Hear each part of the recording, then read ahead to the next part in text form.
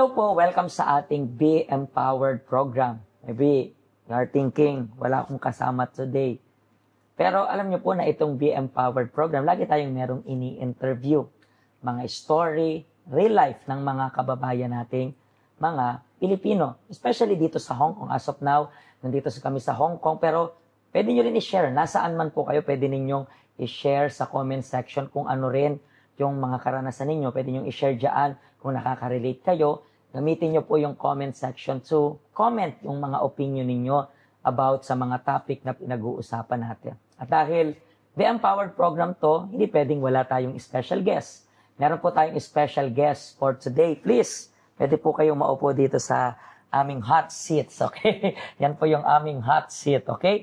Ano pong pangalan ninyo? Melly po. Ma'am Melly. Gano'n na po kayo katagal na OFW? 10 years na po. 10 years na. Pero saan po talaga kayo originally sa Philippines? Sa Nueva Vizcaya. Pero po sa Cubao po talaga ang ano po nakatira. Sa Cubao kayo nakatira. And, pero Nueva Vizcaya. Opo. Nueva Vizcaya. Saan sa Nueva Vizcaya? Sa Bangbang po. Sa Bambang. Paborito ko yan. Bambang, Bangbang. Nueva Vizcaya. But, 10 years as a OFW, di ba? Hong Kong lang? Or Singapore iba't iba? po. Singapore. Po, 4 years. And 6 years po sa Hong Kong. Okay, so 4 years sa Singapore, 6 years dito sa Hong Kong. Pero ano yung pinaka-reason mo kung bakit ka nag-decide na mag-abroad? Ang reason ko po talaga is stepping stone po muna, Singapore, and then Hong Kong po para sa Canada po. So Canada rin yung pinaka-main target mo. Okay. So nagsimula ka sa Singapore, and then afterwards Hong Kong, tapos ang target mo, Canada. Po. Pero bakit? Anong reason mo? Parang, anong dahilan mo bakit gusto mong mag-abroad? Ang dahilan ko po, isa pa po sa yung sakit po ng papa ko, Parkinson's disease. Napakamahal po ng kanyang mga gamot. Yung sinasabi mong gamot, parang maintenance na yan, di ba? Maintenance na po. Parang for the rest of his Opo. life. So, mga pumapatak na magkano yung ginagastos usually kapag ganito yung sakit? Yung ganito po sakit, umaabot po siya ng 8,000 weekly po yun. Weekly? Opo. Umaabot pa po minsan ng 10. Pag nadadagdagan po yung mga gamot po na nabibigyan ng Kapag mas dumadalas Opo. rin, so kaya kailangan talagang mag-abroad. Yes Pero po. bago ka mag-abroad, nag-work ka sa Philippines, so hindi. Yes po, Ano nag-work work nyo doon? Nag-work po ako sa hospital, PGH. Isa po akong midwifery. Graduate. Opo. So, basically, meron ka na ring idea about sa mga Medical po. medical Yes stuffs, po. okay? And sa Singapore, 4 years ka doon. Sabi mo, nakailang amo ka doon? Dalawa po. Yung unang amo, isang Chinese kontrata po. lang? Or Isang kontrata po. isang kontrata? And dito sa Hong Kong, nakailang amo ka na rin? Bali, dalawa po. Dalawa. So within 6 years, ano yun? Sa una is 2 taon lang, ganun? Opo. Tapos itong current mo ngayon, ito yung tuloy-tuloy until now. Opo. Ang una ko pong naging employer dito ay Brazilian. Footballer po siya dito. Okay. So, isang soccer player na. Soccer So, player. and ano yung pinaka hindi mo makakalimutang experience working abroad? Yung hindi ko po makakalimutang naging experience ko po ay yung naging caregiver po ako sa Singapore na ako po yung nagbubuhat sa bed na Ito aking yung pangilan mong amo, yung una, yung pangalawa.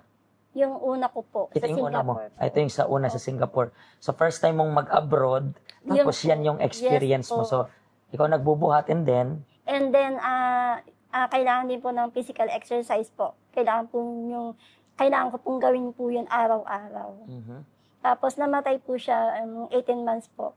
And then, pinalipat na po ako ng ibang employer. Pero itong, di ba, sa'yo mo nga, naging caregiver ka doon. Ilang taon na tong taong to, yung binubuhat mo? Medyo Ay. matanda na, no? Opo, 80 years old na po siya noon. Bali, 78 po siya nung ako po ay nag-umpisa. Kung worse yung experience mo niyan sa Singapore, how about dito sa Hong Kong? Ano yung pinaka-worst experience mo dito?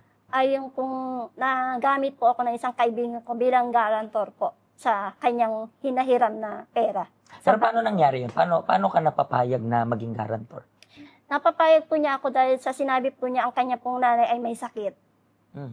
Ang alam niyo naman po, ang puso po natin sa mga ganung bagay. Malambot po ang puso ko sa mga magulang. So parang Tulong po. Parang sinabing pag magulang na, Magulang po. Ayun. magkano daw yung sabi niya uutangin nyo?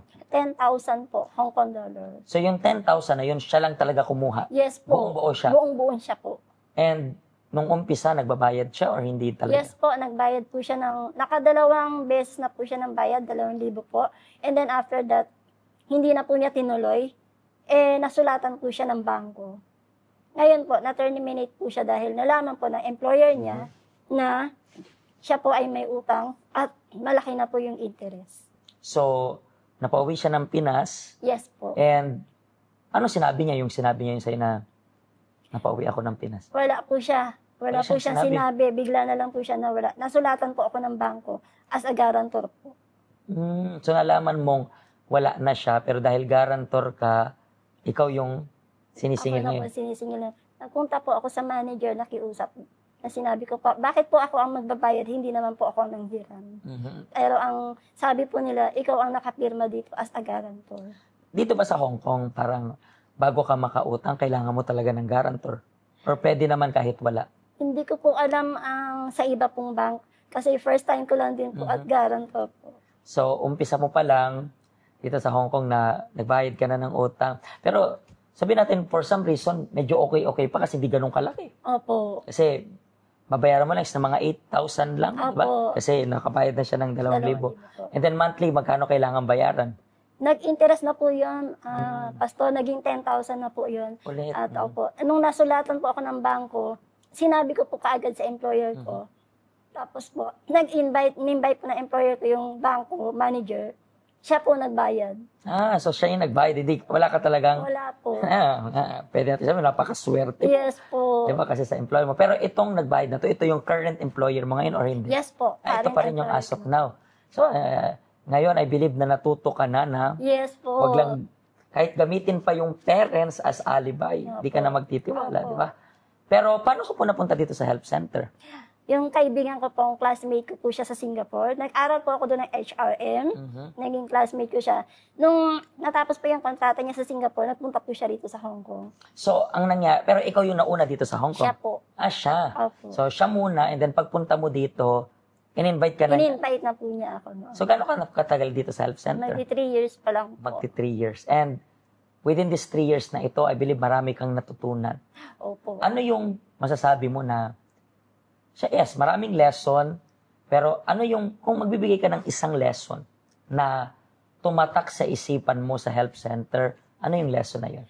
Yung tumatak po sa akin is yung, wag po natin gamitin yung emotion, lalo na kung dapat po gamitin po natin ng intelligent faith, bago po tayo mag-decide sa mga plano o sa mga kaibigan po, at wag po tayo basta-basta magtitiwala po. Ngayon, natuto ka na. So, hindi mo kailangan tumaan sa pinagdadaanan ng marami nating kababayan. Opo. And don't get us wrong, kayo pong nanonood sa amin. Don't get us wrong na siguro maybe you're thinking na si pastor, tinuturuan kaming maging walang puso, tinuturuan kami na parang walang maramdaman. No, we are not talking to you about this. Ang sinasabi lang namin is, huwag kayong tutulong kung hindi nyo kayang tumulong. Huwag kayong tutulong kung ilalagay mo yung sarili mo sa kapahamakan. Kasi ikaw lang rin po yung magbabayad. Katulad ng nangyari sa'yo, di ba? Ikaw lang rin yung mapapahamak. That's why, sana maging lesson ito para sa kababayan namin. Yes po. Maraming salamat po sa pag-share ninyo ng story ninyo. At kayo rin po, kailangan nyo ng proper guidance. Kailangan nyo ng proper direction.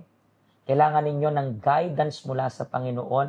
At nandito yung help center namin bukas, everyday. Ang kailangan nyo lang po mag-visit. Okay? Pagpalain po kayo ng Diyos at see you sa next episode.